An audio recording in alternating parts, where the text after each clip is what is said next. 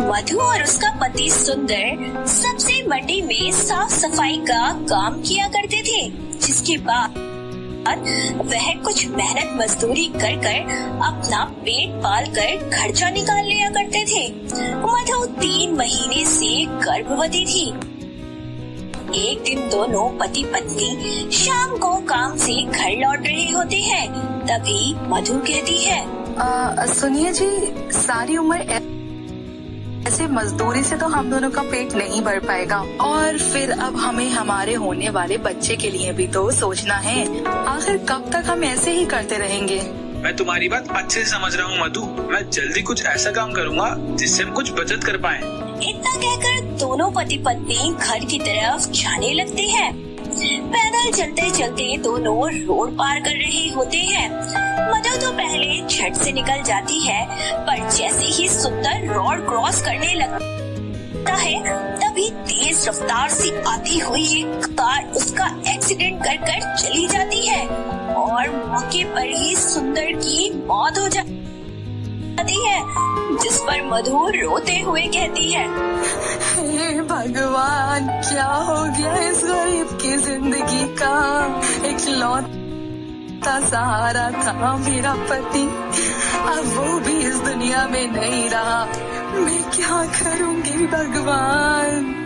अकेले गरीब में इस बच्चे को कैसे पालूंगी? खुद को संभालते हुए मधु जैसे तैसे सुंदर का अंतिम संस्कार करती है और मंडी के काम से जो पैसे मिलते उससे अपना पेट भरने लगती है। ऐसे ही एक दिन मंडी में प्याज की बोली लग रही होती है।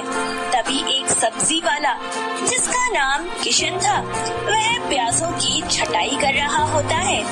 मधु उसके पास जाती है और बोलती है, अरे किशन भैया, ये क्या कर रहे हो? कुछ नहीं मधु बहन, बस जो प्याज काम की नहीं है ना, उन्हीं को फेंक रहा हूँ कचरे में। भैया, अगर आपको कोई हर्ज ना हो तो जो प्याज आप फेंक रहे हो ना, वो मुझे दे दो, उनको मैं इस्तेमाल कर लूंगी। पर बहन, ये आधे सड़े गले प्याज तुम्हारे किस काम के हैं?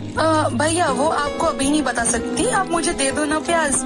हाँ ठीक है, ले जाओ, वैसे ही हमारे किसी काम की तो है नहीं। किशन के कहने पर मधु सारे जमा किए प्याज को एक पन्नी में भर लेती है और अपने साथ घर ले जाती है, जिसके बाद वह खराब हुए प्याजों में से बढ़िया बढ़िया हिस्सा निकाल कर अलग कर लेती है और बाकी के सड़े हुए प्याजों को घर के पास की कच्ची जमीन में बो देती है और अगले दिन मधु उन्हीं प्याजों से स्वादिष्ट प्याज के पराठे बनाती है और अपने साथ मंडी ले जाती है। और मंडी पहुंचकर मधु किशन को पराठे देते हुए कहती है, ये लो किशन भैया, अरे रोज रोज दाल चावल खाकर तुम बोर हो गए होगे, आज तुम कुछ नया खा लो, तुमको पसंद आएगा।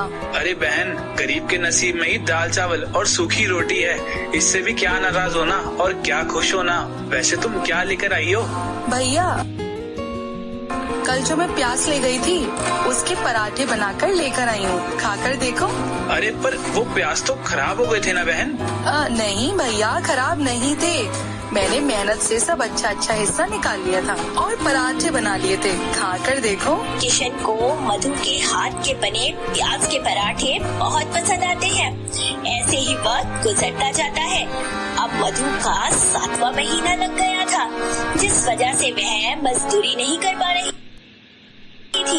ऐसे ही एक दिन जब मधु खाने के लिए कुछ तलाश रही होती है, तो घर के राशन के सभी डिब्बे खाली हो चुके थे।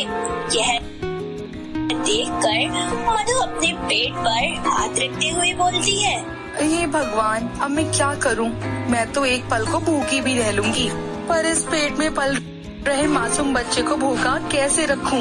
इस हालत में तो अब मुझे कोई काम भी नहीं दे रहा, मांग मांग कर भी कब तक गुजारा कर लूंगी? कल को जब मेरा बच्चा इस दुनिया में आएगा, तब उसका पेट कैसे भर पाऊंगी? भगवान, तूने मेरे पति का साया तो पहले ही मेरे सर से ले लिया, कोई तो रास्ता दिखा भगवान, जिससे मैं अपना और अपने होने वाले बच्चे का पेट भर सकूं। अरे हाँ, याद आया, मैंने अपनी जमीन पे प्याज उगाए थे, वो पूरी तरह से पक चुके होंगे। वह उन प्याजों को निकालती है और अपनी पड़ोसन विमला से थोड़ा आटा मांग कर ले आती है। उसके बाद वह बारीक कटे प्याज को आटे में मिला कर गूंथ लेती है और चूल्हे पर प्याज के गरम गरम पराठे बना लेती है, जिसकी खुशबू सूंघते हुए विमला उसके घर आ पहुँचती है और बोलती है, अरे क्या बात है, बड़ी अच्छी खुशबू आ रही है, क्या बनाया है मधु? कुछ नहीं बहन, बस ये प्याज के पराठे बनाए थे। लो तुम भी खाकर बताओ कैसे बने हैं। वाह वाह वाह, क्या स्वाद है। इतना अच्छा पराठा तो ना कोई ढाबे वाला भी नहीं बनाता होगा, जितना अच्छा पराठा ना तू बना लेती है। अरे मैं तो कहती हूँ मधु, तू ना अपने प्याज के पराठे की ना रेहड़ी लगा ले। वैसे भी इस हालत में तो कोई और काम तो कर नहीं सकती। अरे जब तू खाना बनाने में इतनी माहिर है तो अपने इस हुनर के चलते पैसे कमा ले, पैसे। मैं भी तेरी थोड़ी बहुत मदद कर दिया करूँगी, आगे जैसा तू ठीक समझे। इतना कहकर विमला चली जाती है। मधु को विमला की कही बात काफी हद तक सही लगने लगती है, जिसके बाद वह प्याज के पराठे की रेहड़ी लगाने के बारे में सोचने लगती है और मदद के लिए किशन के पास जाती है। किशन अपने किसी जानकार से बात कर मधु को एक रेहड़ी का इंतजाम करवा देता है और शाम को रेहड़ी लेकर उसके घर पहुंचता है और बोलता है, लो मधु बहन, मैं रेडी ले आया हूँ तुम्हारे लिए। इसको थोड़ी मरम्मत की जरूरत थी तो मैंने करवा दी है। कुछ वक्त तुम इससे काम चला लो और जैसे ही थोड़े हालात सुधरते हैं मैं तुम्हारे लिए एक अच्छा सा जुगाड़ कर दूंगा। अरे भैया, आपने इतना कर दिया वो भी बहुत है, सच कहती हूँ। आपका ये एहसान जिंदगी भर नहीं भूलूंगी। अब बस भगवान से यही दुआ है कि जिस तरह मैंने कदम बढ़ाए हैं उसमें मुझे कामयाबी मिल जाए। किशन वहाँ से चला जाता है। मधु भी अपने प्याज के पराठे की रेहड़ी तैयार करने लगती है। अगली सुबह वह पूरी तैयारी के साथ बाजार पहुँचती है और जोर जोर से आवाज लगाकर सभी को पराठे खाने के लिए बुलाने लगती है। अरे पराठे खा लो, प्याज के गरम गरम देसी घी वाले। अरे खा लो रे खा लो, मधु के स्पेशल पराठे। हे भगवान, कोई भी ग्राहक नहीं आ रहा है, क्या करूं? और करूं तो क्या करूं? अगर ऐसा चलता रहा तो मैं अपने होने वाले बच्चे का पेट कैसे भरूंगी, अपना पेट कैसे भरूंगी, उसे एक अच्छी जिंदगी कैसे दे पाऊंगी? लगता है लोगों को लुभाने के लिए मुझे कोई और चीज लगानी पड़ेगी जिससे लोगों के मुंह तक एक बार मेरे प्याज के पराठे का स्वाद पहुंच जाए। इतना सोचकर मधु जोर शोर से सभी को चिल्ला कर फ्री में पराठे ट्राई करने का ऑफर देती है। फ्री का नाम सुनकर बहुत सारे लोग मधु के पराठे खाने के लिए आ जाते हैं। लोगों को उसके प्याज के पराठे बहुत अच्छे लगते हैं, जिसके बाद अगले दिन से जैसे ही मधु रेहड़ी लेकर आती तो लोग उसके पराठे खाने के लिए उसके इंतजार में पहले से ही बैठे होते थे। मधु बारी बारी करके अपने सभी ग्राहकों को गर्मा गर्म प्याज के पराठे देती है।